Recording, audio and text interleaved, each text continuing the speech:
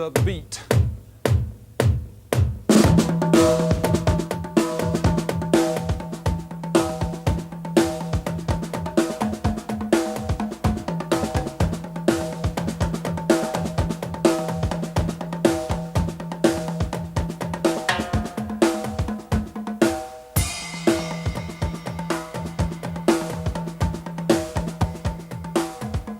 I think a lot of people wonder why a drummer is playing what it is that he's playing.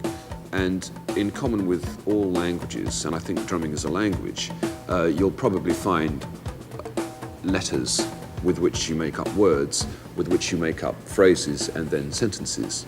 And before you know it, you're talking to people. But until you know the letters or the vowel sounds for the language, then it's very hard to communicate. And drummers, funnily enough, have what is known as 26 drum rudiments, which are the basic building blocks of drumming. And by coincidence, there are 26 letters in the alphabet as well. And from these rudiments, it's possible to start making your sentences. And I think practicing these rudiments is a bit like scales on a piano.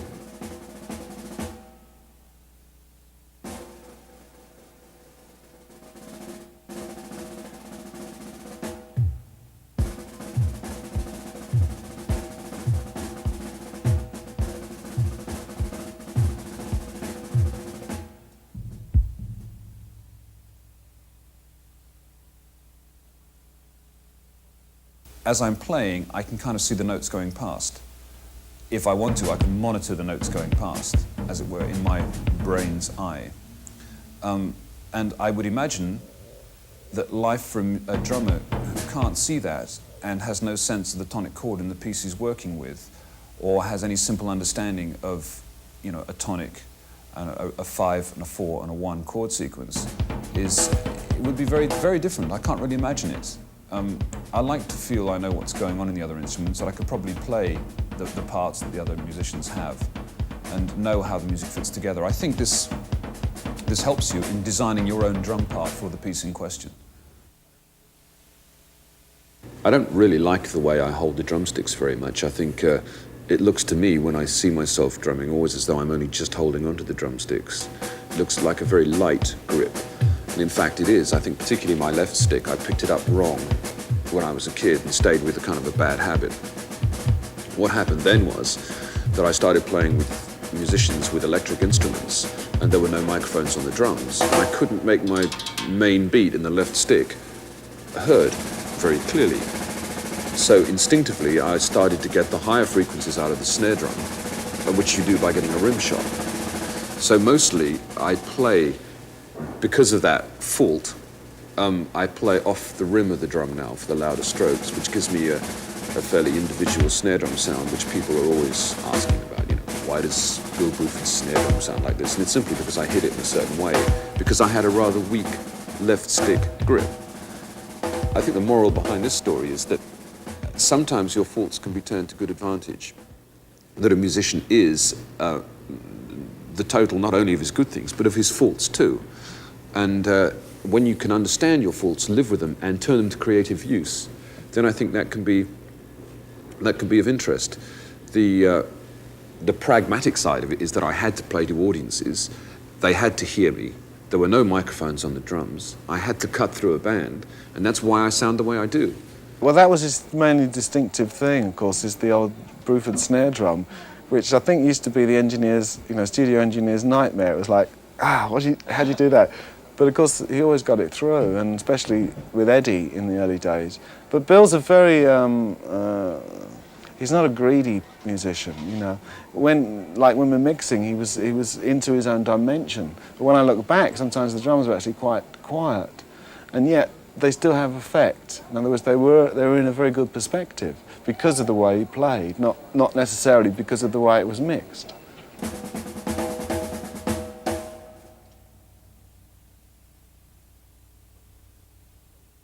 I could break down soloing for you into 2 or 3 rough sort of categories, which would give me raw material from which I would then play. And I would elect on different nights to do different things from perhaps these categories. A big category is, are you going to keep a steady pulse in the solo? and then embroider on top, on the one hand, or are you going to dispense with steady metrical pulse altogether and improvise short sentences which may or may not flow, hopefully will flow together, but have no set metrical pulse? There's a simple decision that you could choose between there. Then again, you might opt for a kind of call and response thing, which is more textural, so that on the, let's say, the heavy acoustic armament in the kit, perhaps the gong drum and the rototom and the snare drum and the acoustic bass drum, you can set up master drummer figures, as it were. This would be African, really, where the master drummer states the phrase and the chorus of drums then answer.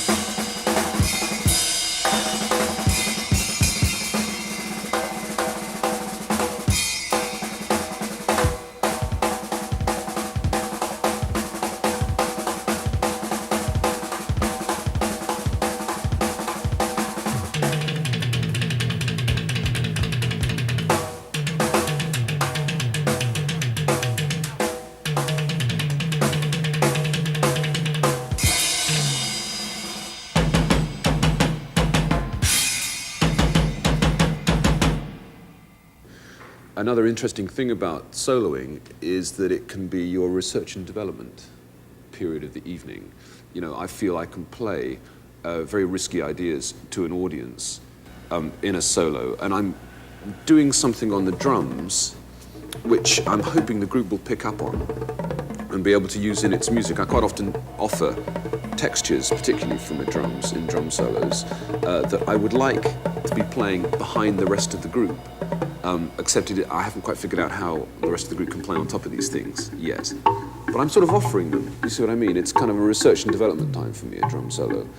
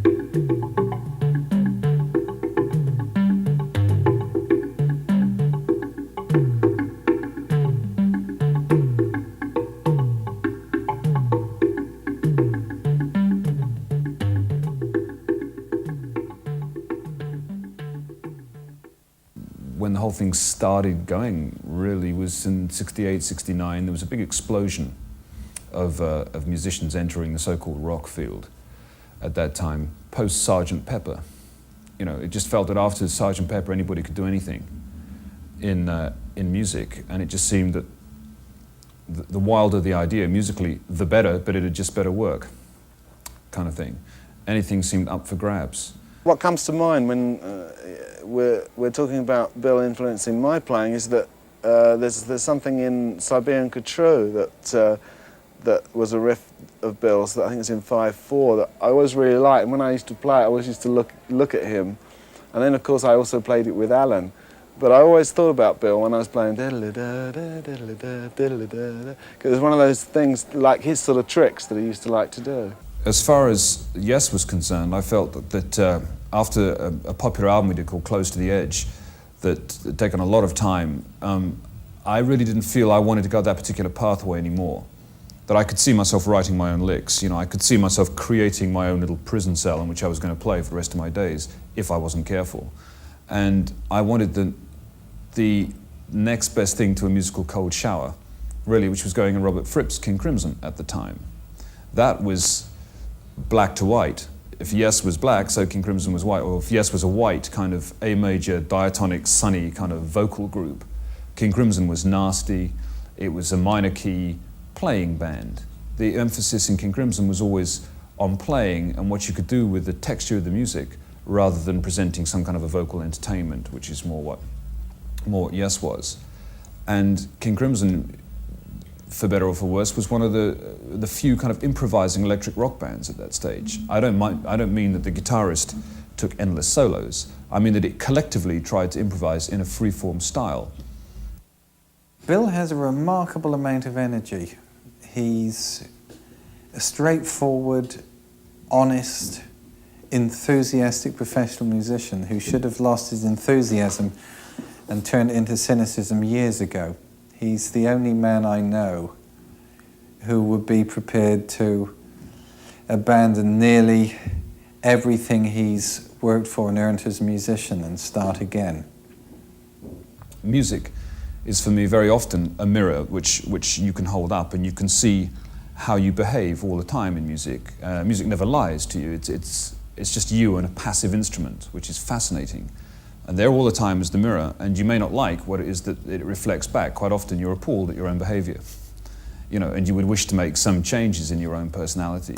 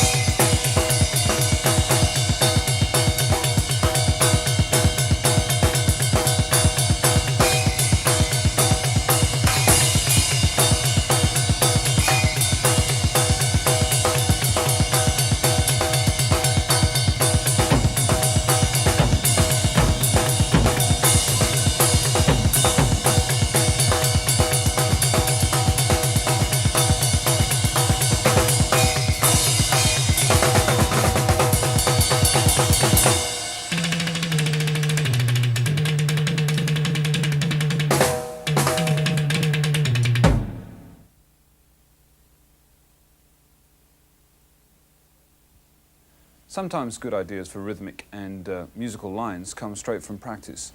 You may have been practicing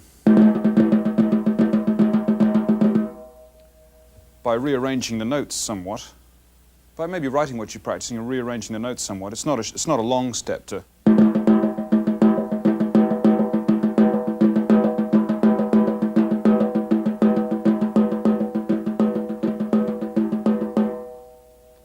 first thing I'd do with that is put it on two sound sources. For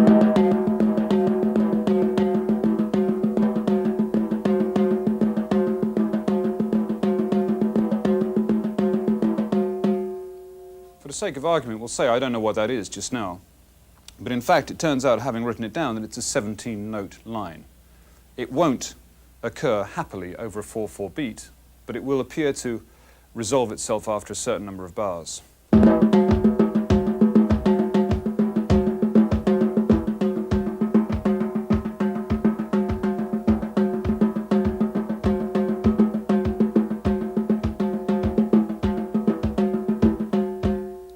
hear the thing starting to kind of dance and to lilt a bit, and already I'm beginning to get ideas for what kind of a melody line might go with that.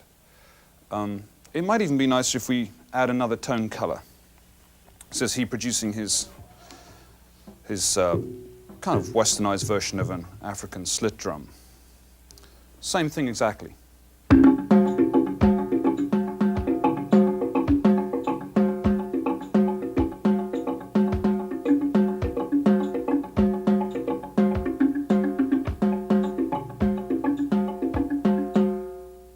So a little bit faster perhaps in tempo. Maybe we could even split the accents between two other drums here.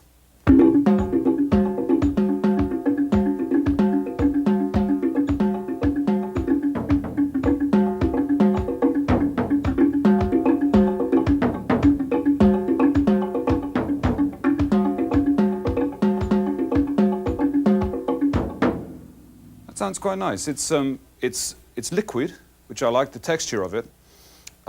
The 4/4 foot, the basic pulse in the foot, keeps the dance beat going. At no time should that feel be disrupted.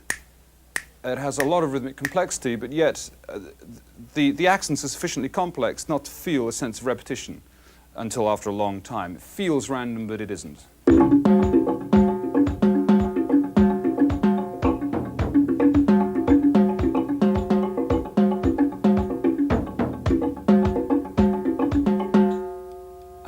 As I play between the drums and with the random, imprecisely tuned log drum, I'm beginning to hear rhythms, the sort of thing a bass player might do. And this, in fact, turned up on a King Crimson LP and is the rhythm and bass track for a tune called Discipline.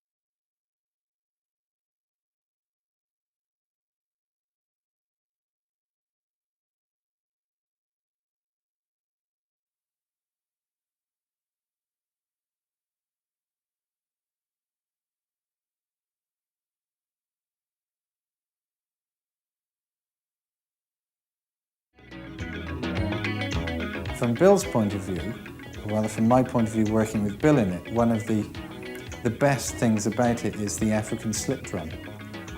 It's so limiting for me to play with cymbals, playing 16s. They're taking all my accents. But in terms of the slip drum, the timbre is such that it doesn't get in my way. It chatters away comfortably. It gives me all the space I need for working around it.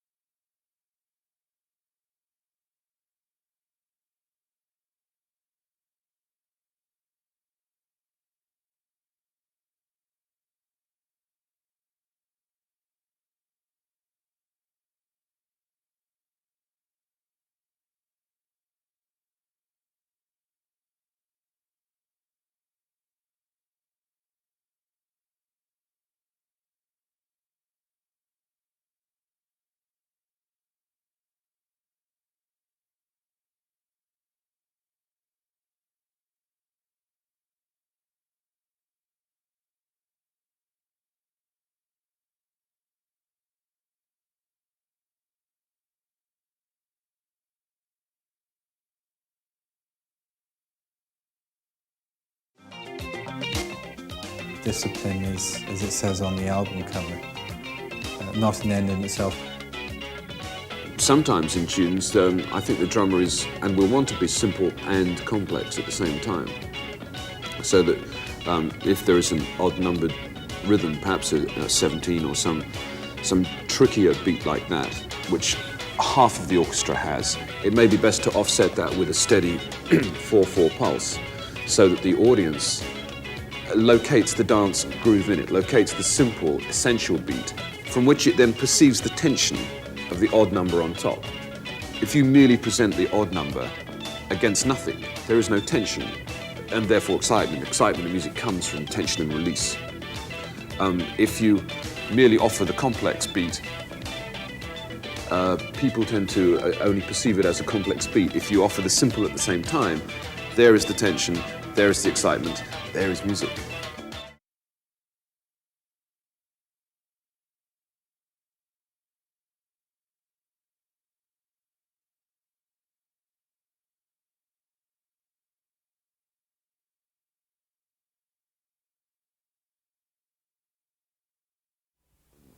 A gig itself, a live performance, is really the cream, it's the tip of the iceberg. It's all the work underneath, in a way, that's kind of more important. When you're playing a live performance, you're more or less presenting prepared material. There might be some improvising, there might not, in different ratios, but you're presenting something fairly prepared, even if it's just the 12 years worth of work you've put into music up until that moment. And so I think the gig is fun. I think it should be fun. I think you should actually enjoy playing. You must enjoy playing, and not worry too much about it at that stage, whether you're a good drummer or a bad drummer or anything else like that. You must be at ease with yourself, I think, and realize that this now is as good a musician as you are. There's nothing you can do about it. There's no point in getting nervous. Simply relax and enjoy playing. And I think that enjoyment will communicate itself to an audience. I don't think you have to ham it up. I don't think you have to overact. I don't think you have to pose for an audience in any way. I think they can see very clearly whether you're feigning or acting. And simple enjoyment of the music is far and away the best kind of best remedy for all colds.